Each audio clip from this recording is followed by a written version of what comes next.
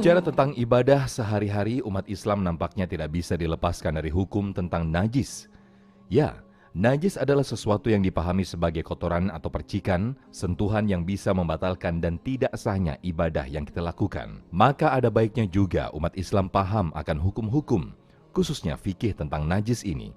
Sejatinya pembicaraan soal najis ini adalah sesuatu yang sangat penting karena akan berkaitan dengan diterima atau tidaknya ibadah seseorang. Maka tak heran ada ahli ibadah yang masuk neraka karena abai akan kesucian dari ibadahnya. Tentunya ini tidak ingin terjadi kepada kita yang di ujung setiap ibadah kita adalah surga. Tidak sedikit yang paham akan tentang fikih najis ini, sehingga beranggapan tidak perlu memahaminya secara mendalam. Di pagi ini akan diulas bagaimana fikih najis yang sebenarnya, diawali dari persoalan soal buang air kecil dan definisi najis dan kotoran itu sendiri. Selamat menyaksikan.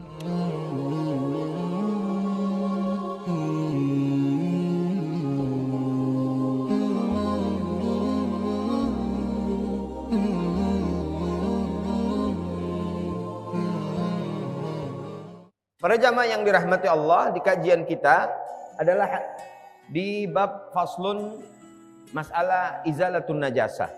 Akan menambah pengetahuan kita tentang ibadah kita sehari-hari. Qala wa kullu ma'in kharaja minas sabilaini najisun illal mani. Semua yang keluar dari depan dan belakang kemaluan kita, semuanya najis kecuali air mani.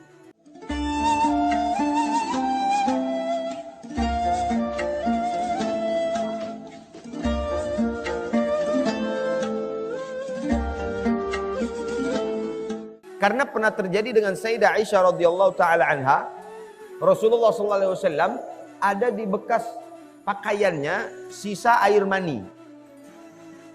Lalu digesek oleh Sayyidah Aisyah dan Rasulullah berangkat ke masjid sholat dengan baju itu. Artinya kalau sisa bersetubuh ada air mani, itu tidak najis. Air mani tidak najis karena kita semua berasal dari mani, maka kita semua bukan najis. Najis itu belum tentu kotor. Kotor itu belum tentu najis.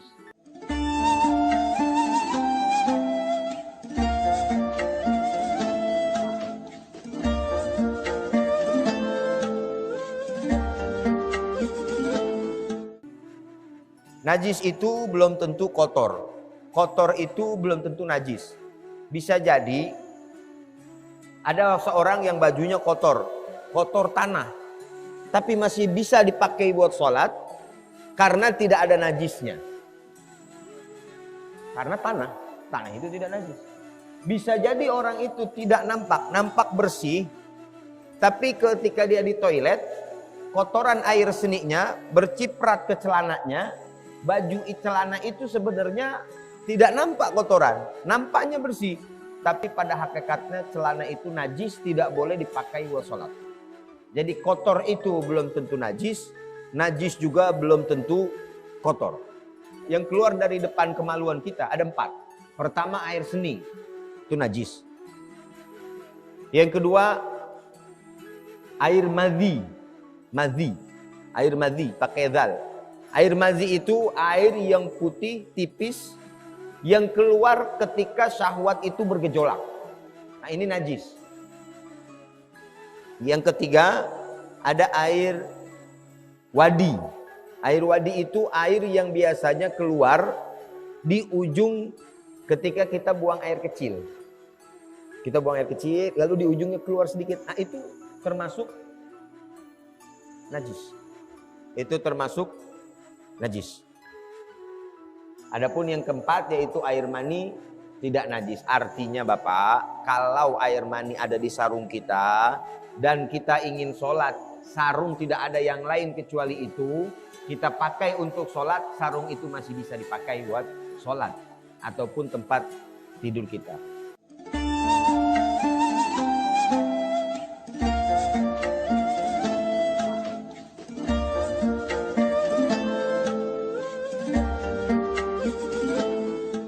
Wa ghaslu jami'il abwali wal awrathi wajibun.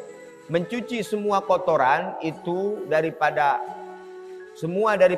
kencing maupun kotoran-kotoran itu hukumnya wajib. Bapak-bapak yang dirahmati Allah, sering kita anggap kotoran ini yang keluar dari air seni misalnya, kita anggap biasa-biasa saja, bahkan maaf. Ada yang buang air kecil misalnya di bawah pohon atau di tempat-tempat itu terbancret ke celananya, akhirnya celananya dipakai buat sholat. Sholatnya tidak sah. Kenapa? Karena celananya ada najis. Nabi Muhammad SAW pernah lewat di satu makam bersama sahabat. Lalu Rasulullah SAW tiba-tiba berhenti dan mematahkan pohon, lalu menancapkannya. Menancapkan ke pohon itu, berharap pohon ini bisa meringankan siksa seorang yang ada di dalam makam ini. Sahabat bertanya, kenapa ya Rasulullah? Karena dia ketika buang air seni, itu tidak membersihkan dengan baik. Jadi jangan dianggap bahwasanya buang air kecil itu tidak ada siksanya. Bisa jadi itu karena tidak paham masalah buang air kecil menjadi sebab sholatnya tidak diterima karena pakaian yang dipakainya itu adalah najis. Lalu ada lagi wal aurat wajibun. Itu hukumnya wajib illa baulus sabi alladzi lam ya'kulu ta'am fa innahu yathuru bi rasyil ma'i alaihi. Kecuali kita punya anak kecil yang masih kecil, tidak belum makan kecuali air susu ibunya. Itu bisa dengan cara ambil air, dicepretkan saja. Kita menggendong karena pernah kejadian bersama Nabi Muhammad SAW. Jadi dulu sahabat sering membawa putra-putranya, Pak. Jadi kesunahan kita juga, kalau kita punya putra putri, kita minta didoakan, kita bawakan kepada orang-orang soleh. Barangkali doanya itulah yang menyebabkan diterima oleh Allah sehingga mujurlah nasib anak kita. Ada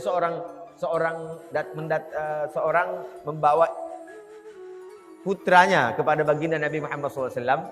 Lalu Rasulullah SAW memangkunya dan tiba-tiba membuang air kecil putra itu, bayi itu, yang belum makan kecuali air susu ibunya. Lalu Rasulullah Shallallahu Alaihi Wasallam hanya meminta air dan memercikkannya saja. Nah, ini bukti bahwasanya air seni dari anak yang masih kecil itu hanya cukup dengan dicepretkan saja. Itu terjadi pada Ummu Qais bagaimana dalam hadis yang diriwayatkan oleh Imam Bukhari dan Imam Muslim. Fa innahu wala yu'fa an syai'in minan najasati illa al-yasir minad dam wal qai. Tidak dimaaf dari sesuatu najis kecuali sedikit daripada darah dan juga nanah. Darah, nanah, najis. Kalau kita sholat ada darah dan nanah, itu sholat kita tidak sah. Kecuali memang darah itu sedikit sehingga dimaaf.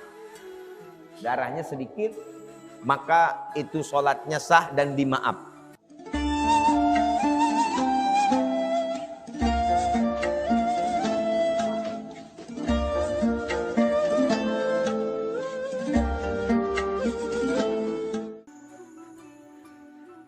Ada selain darah juga dan qai dan apa namanya tadi nanah, itu ada juga yang sering dipertanyakan, muntah yang keluar dari mulut. Muntah dan air liur. Ini kadang-kadang di masjid ada yang tidur di masjid nih. Nah, yang tidur di masjid itu baiknya tidak tidur di sejadah. Kaidah umumnya, segala apapun yang keluar dari mulut kita itu suci, kecuali dia keluarnya dari lambung kita.